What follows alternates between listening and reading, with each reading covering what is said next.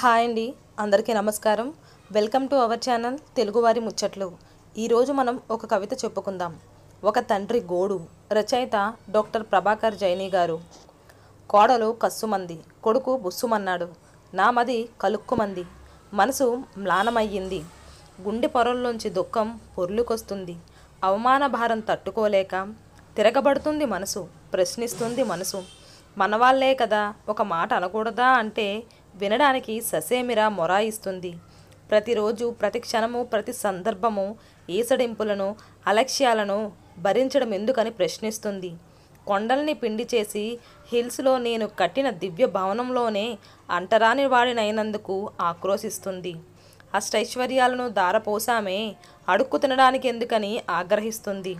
కళ్ళల్లో ఒత్తులేసుకొని కాపాడిన కళత్రం కానరాని లోకాలకు పోయినందుకు అనుక్షణం రోధిస్తుంది. జరిగిన సంఘటన కళ్ళ ముందు మళ్ళీ కనిపిస్తుంది. వృద్ధున్నయ్యాను, మతి గతి తప్పింది. రోగాల పేర్లు కూడా గుర్తుపెట్టుకోలేని మతిమరుపు. కాయానికి భయం పోయింది, మాట వినడం లేదు. మాటి మాటికి తూలి పడిపోతుంది. పడబోతున్నానని తెలుస్తూనే ఉన్నా నా మాట నా శరీరమే వినడం లేదు. ఇక కొడుకు కోడలదేం తప్పుంది? బాత్రూమ్ తలుపులు మూస్తే భయం, గోడలు మింగేస్తాయని కంగారు. ప్రాణం పోయినా పర్లేదు కానీ పట్టించుకోకుండా వదిలేస్తే కుళ్ళిన నా శవం వాసన వాళ్ళకే ఇబ్బంది కదా.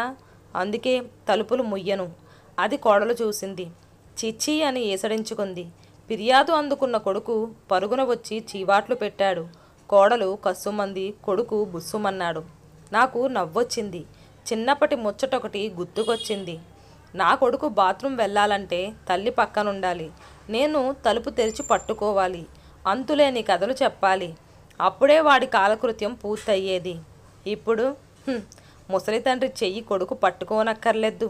ఆ పని చేతికర్ర చేస్తుంది. కథలు చెప్పే అవసరం లేదు. కసురుకోకుండా ఉంటే చాలు. ఎంత మతిమరుపు రోగమొచ్చినా కొడుకు కోడలు తిట్టిన తిట్లు మాత్రం మర్చిపోలేకపోతున్నందుకు నా మనసు నన్నే నింది. దూర తీరాలకెగిన ప్రియంబంధమని చేరాలని నా మనసు అల్లల్లాడుతుంది, ఆరాటపడుతుంది.